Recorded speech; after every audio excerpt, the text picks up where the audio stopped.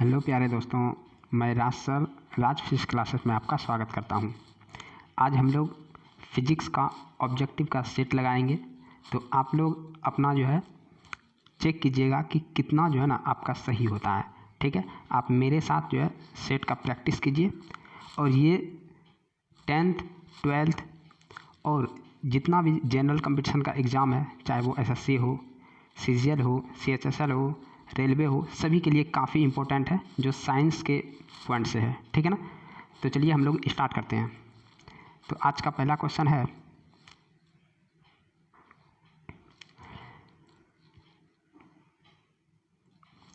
प्रकाश में ध्रुवन ध्रुवन की घटना से यह सिद्ध होता है कि प्रकाश तरंगें किस प्रकार की तरंग है। तो चलिए आंसर देखते हैं। तो आंसर हो जाएगा इसका सी, यह एक अनुप्रस्थ तरंग है। सूर्य लगभग 4 × 10⁻26 जूल प्रति सेकेंड की दर से ऊर्जा दे रहा है। ठीक है ना। तो सूर्य से इतनी ऊर्जा निकलने से उसका द्रव्यमान किस दर से कम हो रहा है। देखिए, जैसे सूर्य से ऊर्जा निकल रहा है तो ऊर्जा किस कारण से निकलता है। तो हम लोग जानते हैं सूर्य में जो है हाइड्रोजन और हीलियम ये दोनों गैस हैं जो कि अभिक्रिया करके जो है ये ऊर्जा का उत्सर्जन करते हैं। और इसी अभिक्रिया को हम लोग जानते हैं कि नाभिकीय संलयन अभिक्रिया कहलाता है। तो इस अभिक्रिया के द्वारा यदि सूर्य एनर्जी दे रहा है तो वह किस दर से जो है ना इसका द्रव्यमान भी क्षय हो रहा है, खत्म हो रहा है। तो इसका आंसर हो जाएगा बी नंबर, 4 × 10⁻9 किलोग्राम प्रति सेकेंड। 1 सेकेंड में इतना हो रहा है। अगला चलते हैं, प्रकाश का वेग सर्वप्रथम किसने ज्ञात किया था। तो ये हम लोग पिछले सेशन में देखे थे कि प्रकाश का वेग सर्वप्रथम जो है रोमर ने ज्ञात किया था बृहस्पति के उपग्रह के द्वारा। ठीक है ना। प्रकाश का वेग अधिकतम जो है किस में होता है। तो आंसर हो जाएगा प्रकाश का वेग अधिकतम जो है निर्वात में होता है, निर्वात में। और इससे जो है हल्का कम वायु में होता है। तो याद रखना है कि प्रकाश का सबसे अधिकतम वेग किस में होता है, तो निर्वात में होता है। अगला देखते हैं, माध्यम के तापमान में वृद्धि के साथ प्रकाश की गति क्या होती है। पहला, बढ़ती है, घटती है, या वैसी ही रहती है, या सहसा गिर जाती है। तो इसका क्या होगा, इसका आंसर होगा कि वैसी ही रहती है। माध्यम का तापमान में वृद्धि होने से प्रकाश की गति में कोई भी इफेक्ट नहीं पड़ता है। तो ये आप लोगों को याद रखना है। अगला है कि जल, कांच व हीरे में प्रकाश की चाल किसमें जो है ना अधिक होती है और किसमें सबसे कम होती है। तो क्रम बाय क्रम जो है इसमें सजाना है। तो देखते हैं हम लोग जानते हैं कि जिसका अपवर्तनांक अधिक होगा उसका जो है ना उसमें प्रकाश का वेग क्या होगा, कम होगा। ठीक है, जिसका अपवर्तनांक अधिक होगा उसमें जो है प्रकाश का वेग कम होगा। तो सबसे अधिक अपवर्तनांक हीरा का होता है, इसलिए हीरा का जो है ना हीरा में प्रकाश का वेग क्या होगा, कम होगा। इसलिए सबसे ज़्यादा जल में होगा, उसके बाद कांच में होगा, उसके बाद हीरा में होगा। इसका मतलब बी नंबर ऑप्शन सही है। ठीक है, आगे चलते हैं कि चंद्रमा से पृथ्वी तक आने में प्रकाश को लगभग कितना समय लगता है। तो ये आप लोग जानते हैं कि लगभग चंद्रमा और पृथ्वी के बीच का दूरी जो है लगभग 3,84,000 किलोमीटर है। और हम लोग जानते हैं कि प्रकाश का जो वेग होता है वह 3 लाख किलोमीटर प्रति सेकेंड होता है। तो इसका मतलब है कि यदि 1 सेकेंड हुआ तो 3 लाख किलोमीटर वो तय कर लेगा और बचा 84,000। तो इसका मतलब है कि लगभग 1 सेकेंड से थोड़ा ज़्यादा हो सकता है। तो ये आंसर सी हो जाएगा ऑप्शन के अनुसार। अगला चलते हैं, सूर्य का प्रकाश हमारे पास लगभग कितने समय में पहुंचता है। तो अब देखना है कि सूर्य का प्रकाश हमारे तक मतलब सूर्य का प्रकाश पृथ्वी तक पहुंचने में कितना समय लगेगा। और हम लोग जानते हैं कि सूर्य जो है पृथ्वी से लगभग 15 करोड़ किलोमीटर दूर है।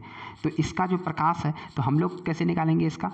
तो 15 करोड़ किलोमीटर में सूर्य के प्रकाश से जो वेग है प्रकाश का वेग उससे भाग दे देंगे तो लगभग 8 मिनट 20 सेकंड निकलता है।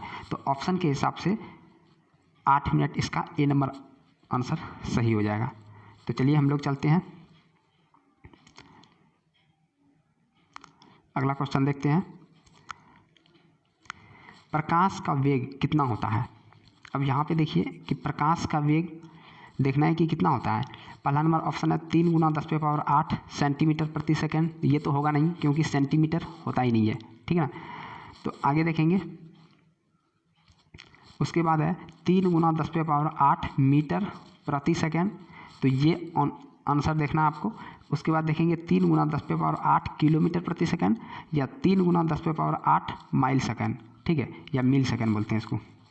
तो इसका मतलब है कि हम लोग जो देखे हुए हैं, हम लोग ऐसे जनरली जानते हैं कि प्रकाश का वेग 3 लाख किलोमीटर प्रति सेकेंड है।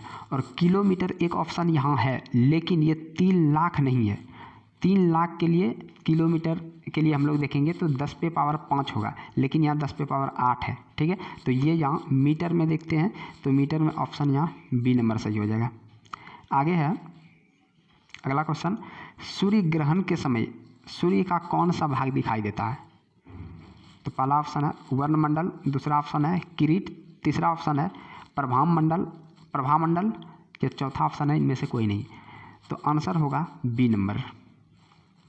सूर्य ग्रहण के समय हमको सूर्य का कोरोना वाला हिस्सा दिखता है, जिसका तापमान उसमें काफ़ी अधिक होता है। इसलिए जब सूर्य ग्रहण लगता है तो बोलता है कि हमें नंगी आंखों से नहीं देखना चाहिए, क्योंकि उस समय हमारे आंखों पे तीव्र प्रकाश पड़ने से आंख खराब भी हो सकते हैं। इसलिए हमें सूर्य ग्रहण के समय सूर्य को नहीं देखना चाहिए। आगे चलते हैं, पूर्ण सूर्य ग्रहण का अधिकतम समय कितना होता है। यदि पूर्ण सूर्य ग्रहण होता है तो उसमें अधिकतम समय कितना लगता है। तो आंसर होगा 460 सेकेंड, ठीक है।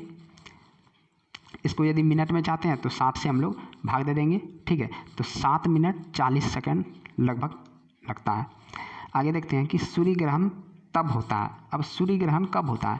तो सूर्य ग्रहण में हम लोग क्या जानते हैं कि सूर्य ग्रहण का मतलब हो गया कि पृथ्वी से हमको सूर्य दिखाई नहीं दे। इसका मतलब है कि यदि सूर्य का रोशनी पृथ्वी तक नहीं आए तो उस स्थिति को हम लोग सूर्य ग्रहण कहते हैं।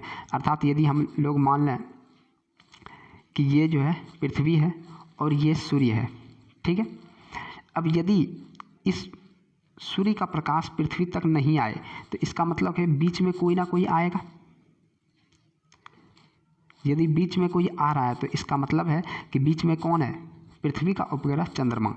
तो चंद्रमा बीच में होगा। सूर्य ग्रहण में क्या होता है कि पृथ्वी और सूर्य के बीच में चंद्रमा आ जाता है, इसलिए आंसर हो जाएगा ए नंबर, ठीक है। तो चलते हैं हम लोग अगला क्वेश्चन पे।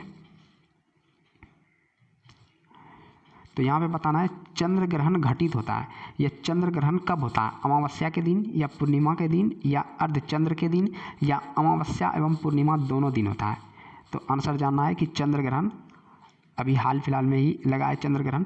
तो चंद्र ग्रहण जो है हमेशा पूर्णिमा के दिन लगता है। तो याद रखना ऑप्शन नंबर बी सही है। आगे देखते हैं सूर्य ग्रहण कब होता है।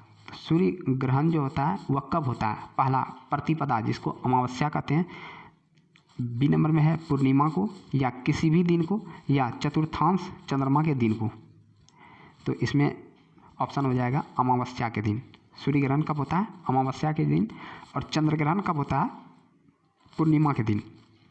आगे चलते हैं कि एक काटा हुआ हीरा क्यों जगमगाता है। इसका मतलब जो कटा हुआ हीरा है वह चमकता क्यों है, तो इसका क्या कारण है। तो आंसर है ऑप्शन दिया हुआ है पहला नंबर इसकी आणविक संरचना के कारण, बी नंबर में है प्रकाश के शोषण के कारण, सी नंबर में है पूर्ण आंतरिक परावर्तन के कारण, डी नंबर में है कुछ अन्य निहित गुणों के कारण। तो इसका आंसर हो जाएगा पूर्ण आंतरिक परावर्तन के कारण, ठीक है। पूर्ण आंतरिक परावर्तन के कारण जो है हीरा चमकता है। चलते हैं आगे के क्वेश्चन पे। तो अगला क्वेश्चन है पानी से भरे किसी बर्तन में पड़ा एक सिक्का किस कारण थोड़ा उठा हुआ प्रतीत होता है। तो ऑप्शन नंबर ए है प्रकाश के परावर्तन के कारण, ऑप्शन नंबर बी प्रकाश के अपवर्तन के कारण, ऑप्शन नंबर सी प्रकाश के विवर्तन के कारण, और ऑप्शन नंबर डी प्रकाश के परिक्षेपण के कारण। तो आंसर इसमें बताना है कि कोई भी यदि हम सिक्का है, यदि मान लेते हैं कि ये जो है कोई बर्तन है, इसमें जो है पानी रखा हुआ है, ठीक है, इसमें पानी रखा हुआ है और इसमें जो है एक सिक्का डालते हैं तो ये सिक्का हमको उठा हुआ प्रतीत होता है। जैसे हम देखते हैं तो ये सतह से उठा हुआ दिखता है हमको। इसका कारण है प्रकाश अपवर्तन के कारण, इसका कारण क्या है? प्रकाश अपवर्तन के कारण ये घटना होता है। अगला क्वेश्चन है, पानी में लटकाकर बैठे हुए व्यक्ति को उसका पैर मुड़ा हुआ और छोटा दिखाई पड़ता है, ऐसा क्यों? पहला ऑप्शन है अपवर्तन के कारण, दूसरा है परावर्तन के कारण, तीसरा है विवर्तन के कारण, चौथा है परिक्षेपण के कारण। तो आंसर इसमें भी हो जाएगा अपवर्तन के कारण। ठीक है, आगे देखते हैं, बहुत ही इंपॉर्टेंट क्वेश्चन है और ये IAS 2000 में पूछा हुआ है। ठीक है, IAS के एग्जाम में पूछा हुआ है। जब एक कॉम्पैक्ट डिश, जिसको हम CD बोलते हैं, ठीक है, सूर्य के प्रकाश में देखी जाती है तो इंद्रधनुष के समान रंग दिखाई देते हैं, इसकी व्याख्या की जा सकती है। जब हम लोग कोई CD देखते हैं और CD यदि हम सूर्य के प्रकाश में देखते हैं तो वह 7 रंग लगभग में दिखता है, ठीक है ना। तो इसका क्या कारण हो सकता है? तो ऑप्शन देखते हैं हम लोग, A number, B number, C number, D number. Option बड़ा है तो आप लोग पढ़ लीजिएगा। इसका आंसर होगा प्रकाश अपवर्तन, विवर्तन और पारगमन की परिघटना के आधार पर जो है यह CD हमको रंगीन दिखाई देती है। ठीक है, तो चलते हैं हम लोग आगे के क्वेश्चन पे। तो अगला क्वेश्चन है कि जब प्रकाश की किरण विरल माध्यम से सघन माध्यम में जाती है तो वह क्या होता है?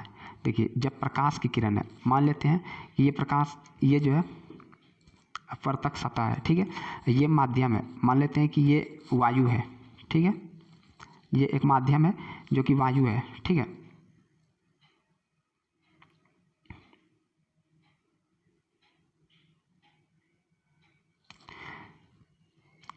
ये मानते हैं इसमें ये माध्यम जो है वायु है और ये जल है, ठीक है। जब प्रकाश की किरण वायु से जल में प्रवेश करेगी तो इसको जाना चाहिए इधर, लेकिन ये अपने पथ से विचलित हो जाती है। अब विचलन होने की यह घटना जो है प्रकाश का अपवर्तन कहलाता है।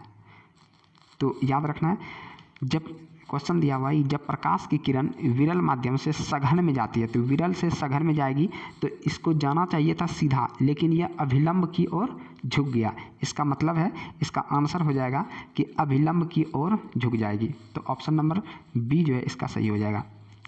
अगला है, पूर्ण आंतरिक परावर्तन होता है। पूर्ण आंतरिक परावर्तन कब होता है? तो हम लोग समझते हैं कि पूर्ण आंतरिक परावर्तन कब होता है। पूर्ण आंतरिक परावर्तन का मतलब होता है कि जब प्रकाश की किरण सघन माध्यम से विरल में प्रवेश कराई जाती है, तो एक स्थिति वैसा आता है जब प्रकाश की किरण, देखिए, जब मान लेते हैं ये कोई सघन माध्यम है, ये कोई सघन माध्यम है, ठीक है, और इससे होकर जब प्रकाश किरण प्रवेश करती है तो एक स्थिति वैसा आता है जब प्रकाश की किरण विरल माध्यम में ना जाकर यह सघन माध्यम में भी वापस लौट आती है। तो इसी घटना को पूर्ण आंतरिक परावर्तन कहते हैं। ठीक है, तो इसमें देखेंगे हम लोग कि ऑप्शन कौन सा सही हो जाएगा, B नंबर। ठीक है, सघन माध्यम से विरल माध्यम की ओर आपतन कोण क्रांतिक कोण से जब अधिक होता है, जब आपतन कोण का मान जो होता है वह क्रांतिक कोण से अधिक होता है, तभी जो है ऐसा घटना होता है। ठीक है, तो ऑप्शन नंबर इसका B सही हो जाएगा। अगला देखते हैं, इंद्रधनुष किस कारण से बनता है? तो इंद्रधनुष किसके कारण बनता है? ऑप्शन नंबर A है अपवर्तन व परिक्षेपण के कारण, ऑप्शन नंबर B है प्रकीर्णन और अपवर्तन के कारण, ऑप्शन नंबर C है विवर्तन और अपवर्तन के कारण, ऑप्शन नंबर D है अपवर्तन और परावर्तन के कारण।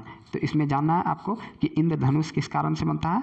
अपवर्तन और परावर्तन के कारण। प्रकाश के अपवर्तन और परावर्तन के कारण इंद्रधनुष का निर्माण होता है। तो चलते हैं हम लोग नेक्स्ट क्वेश्चन पे। तो आज के स्लाइड में बस इतना ही।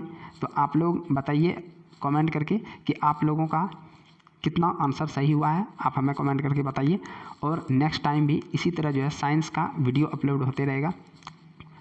कुछ दिन के बाद जल्दी हम जो है बोर्ड पे आप लोगों को सारा क्लास देंगे, ठीक है ना, चाहे वो फिजिक्स हो, केमिस्ट्री हो, बायोलॉजी हो, हिस्ट्री हो, कुछ भी सारा हम आपको प्रोवाइड कराएंगे। तब तक जो है आप लोग इसी से जो है रिवाइज कीजिए और सेट लगाते रहिए, ताकि देखिए कि आप किस लेवल में जो है अभी तैयारी कर रहे हैं। ठीक है, मिलते हैं नेक्स्ट वीडियो में। Thank you, all the best.